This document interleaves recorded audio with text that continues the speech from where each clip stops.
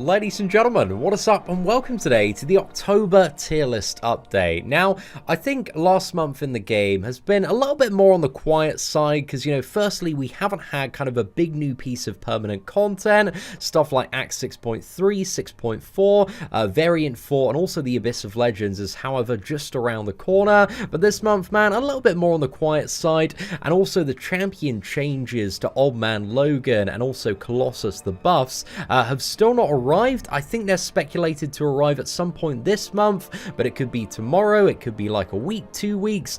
We don't really know exactly at the moment, so I think they are working on putting the final touches on those buffs before they put them live.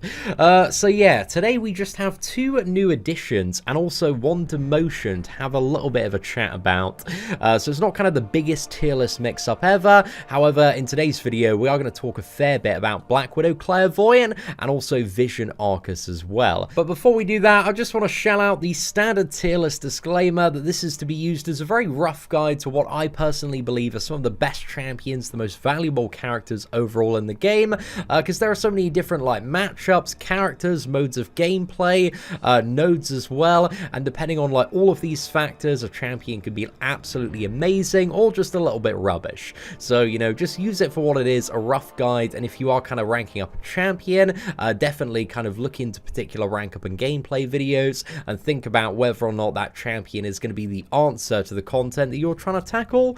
So yeah, man, use it for what it is, a bit of a rough guide, because there are a lot of characters in this game, man. Almost been going for 5 years now, so there's almost, I think, about 150 champions on this list.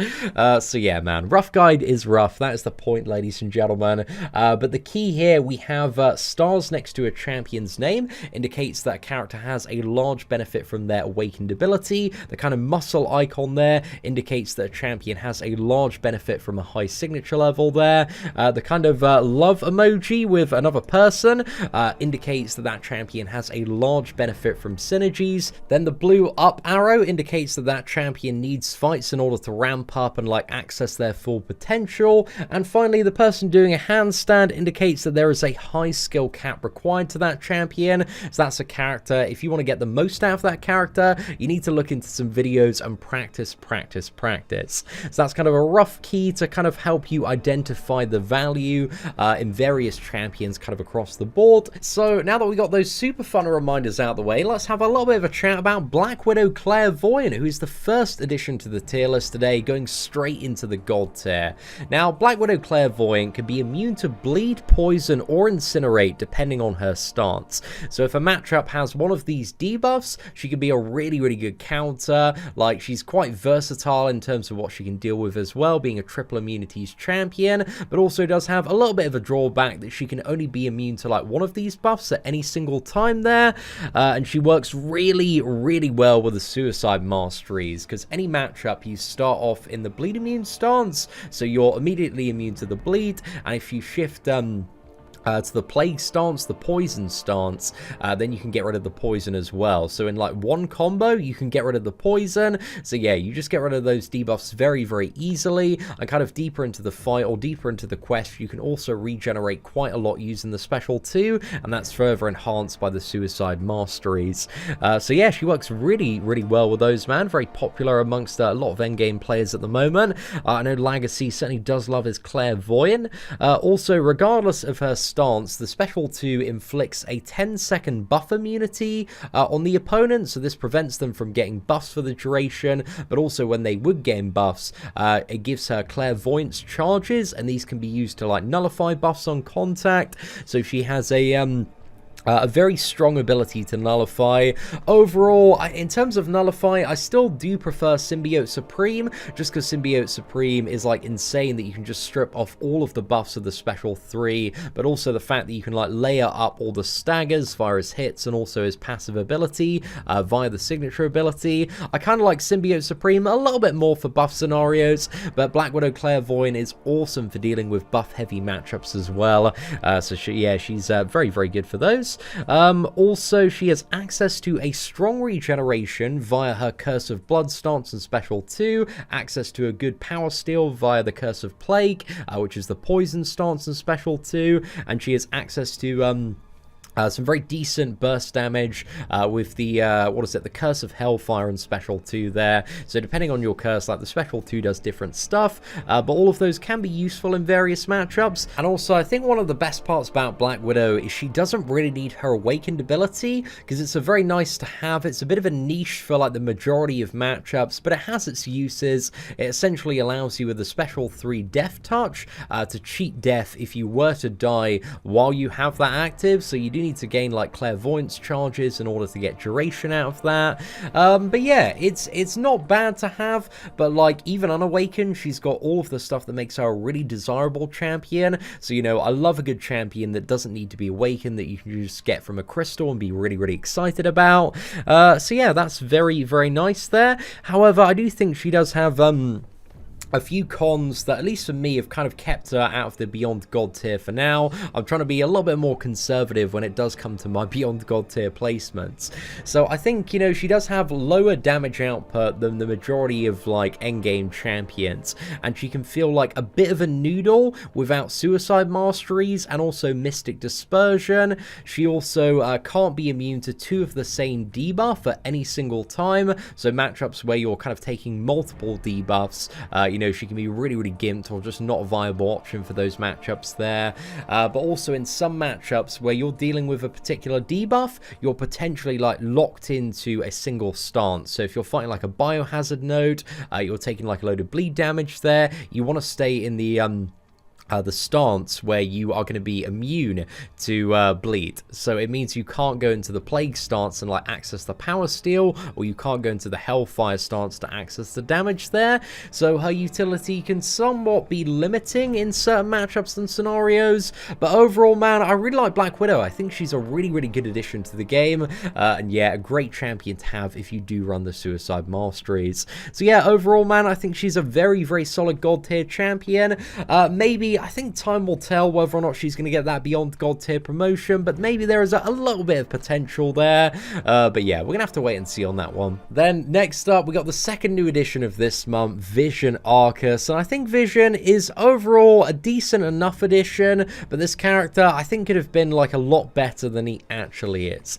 But I think he does some good stuff, so let's have a chat about the pros. So he's got some decent damage output with a lot of power gain, which can be very useful for like special intercepting in certain scenarios, and also firing off a lot of special attacks. It does feel like a pretty fun time.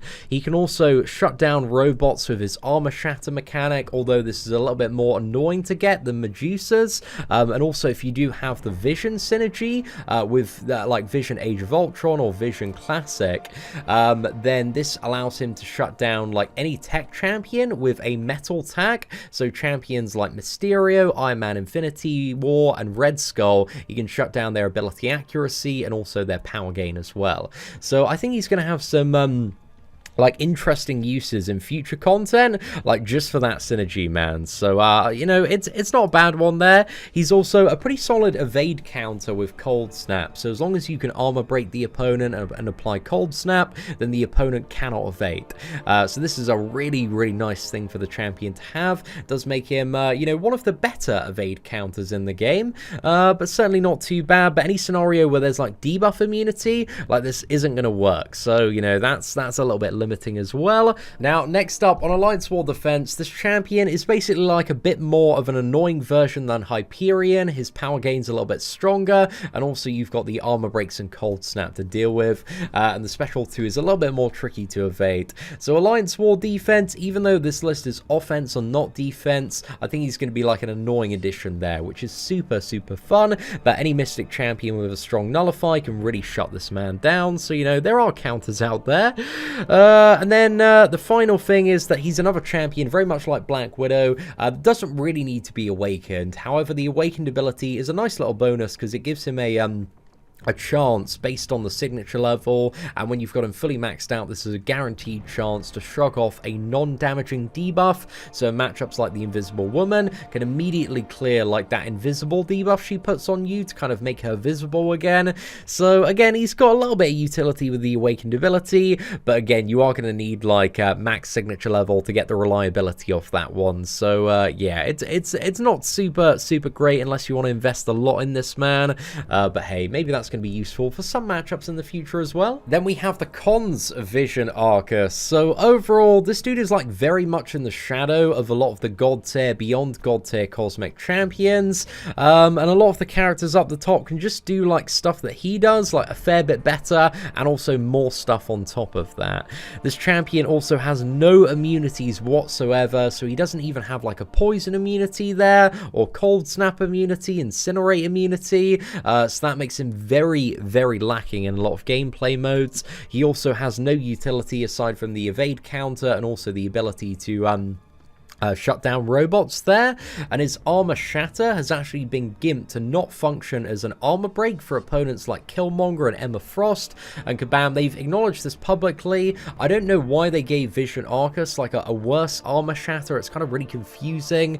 I just don't really understand the logic behind it, because even if it did like function like normally, he still wouldn't be anywhere close to an overpowered champion. So I really don't get that one. But also the armor shatter is a lot more annoying to kind of like build up and get in comparison to Medusa, because Medusa, it's very easy. You just do like double medium special 1 and you've got the armor shatter. But with Vision, you need to play very close proximity, like stack up the armor breaks, refresh them with a special 1, and they have a chance, because it can be a little bit annoying at certain times if the opponent isn't playing very aggressively, to kind of keep those armor breaks up, refresh them as well. So yeah, that can be a little bit of a pain. And also this champion is very reliant again on like debuffs and also buffs. He needs his armor shatter in order to get the fury, and he needs his like armor breaks to stack up in order to get the armor shatter, and he needs his power game buffs in order to have like a decent level of damage output. So yeah, it relies on buffs, debuffs. So I think Vision Arcus, like in the right scenario where he can just get in, do his thing, he is a really decent champion. But like overall, he's a very lacking character. I think they did kind of miss the mark a bit on Vision Arcus. So yeah, I kind of wish they did a little bit better, man, but he's certainly not the worst addition to the game. I think if you got Vision Arcus, you know, as a new player, as one of your first like 4-star, 5-star champions, he'd be a really good champion to have and would do a lot for you throughout all sorts of content. But again, just comparatively speaking, if you have a lot of the options available, he's just not really like that much of a good champion in comparison to the crazy options at the top of the cosmic class. Then also we have a demotion. So sticking with the negative for now, I've moved Cull Obsidian down from beyond god tier to god tier. And I took a lot of time thinking about this one, man, and especially kind of like drafting up my best 5-star champions to rank 4 list. I'm playing about with Cull Obsidian a fair bit. I think he's much more suited to the god tier than the beyond god tier, because I think he has lower overall value than Hyperion, Corvus, Medusa, and also the MCU version of Captain Marvel. But also this champion is subject to nerf in 2 months' time, so his damage is probably going to be toned down a little bit. They haven't mentioned anything about block proficiency going up, and I think that's something as well to you know, really talk about when it does come to Cull Obsidian, because his block proficiency is a fair chunk lower than the average champion. Like, even fully maxed out, like on your average fight, he's taking a lot of chip damage, and you need to build this character up. You need like a few fights, and for the first few fights, his damage output is a little bit lacking, but once you really get into it, man, his damage is absolutely insane. However, in those first few fights, you take like so much damage via the parries, and he's very reliant on also parry and heavy attack in order to stack up the armor breaks. So for a lot of the endgame content like Variant, Act 6, I find him very potion intensive, and like nobody is really playing Cull Obsidian in top tier Alliance War Alliance Quest just because the block damage is like way too risky, and again, building up this champion, man, it's just not really worth it in the majority of scenarios when it does come to those modes of gameplay. So I think Cull, you know, he's certainly got his really good uses throughout like certain paths in Variant, and also Act 6 as well, but overall I just personally feel like he is a little bit lower than what I consider like beyond god tier level value. And again, I kind of feel like it's the right decision, especially because there is a champion evaluation with Cull Obsidian coming in a couple of months. The damage is apparently going to be lowered even more, and when he is nerfed, if they bring just the damage down, then he's very much going to be just like a god tier champion, maybe even high demigod after that, depending on how bad it is. But I really hope Kabam can actually like like balance this dude out, because if they just give him like some really good block proficiency and kind of lower the damage down like a little bit as well, I think that's kind of the perfect way to balance this man out, because even in his current state, man, I just feel like Corvus, Hyperion, Medusa, and Captain Marvel movie are just kind of better, more desirable champions for the majority of content in the game. But again, he's still got his uses, man. He's certainly not a bad champion by any stretch of the imagination. He's just you know, a little bit impractical to play in some forms of content, and a bit of a pain to ramp up as well. But I still like Cole, man. He's still a really, really fun champion. Now, one final thing is that I'm considering a Beyond God tier promotion for Warlock, just because I think this champion is insane for, like, any progressing player. Like, he is amazing for all three of the variants, Variant 1, Variant 2, Variant 3, but also Act 6, Act 5, Alliance Quest, Alliance War, like, monthly uncollecteds as well. Any scenario where there's a mass amount of regeneration, he's really good for like Havoc, Sabertooth, Mr. Sinisters. Like, this champion is so good for about like 80% of what I would consider the big problems in the Marvel Contest of Champions endgame. So I think there is a very strong case for a Beyond God tier promotion for Warlock, just because I think I read this in a comment the other day. Somebody described Warlock as kind of like the Blade of 2019. Like, Kabam introduced all of these big annoyances, these big problems, and Warlock is just like an answer to the majority of them. So I really like Warlock, man. I think he's a really good character, and I've seen him get like so much love, but I want to wait like one more month before I do it, just to kind of reflect on him and see if in a month's time he's still like an absolutely banging champion that a lot of people are loving. But I have a very, very strong feeling he will be.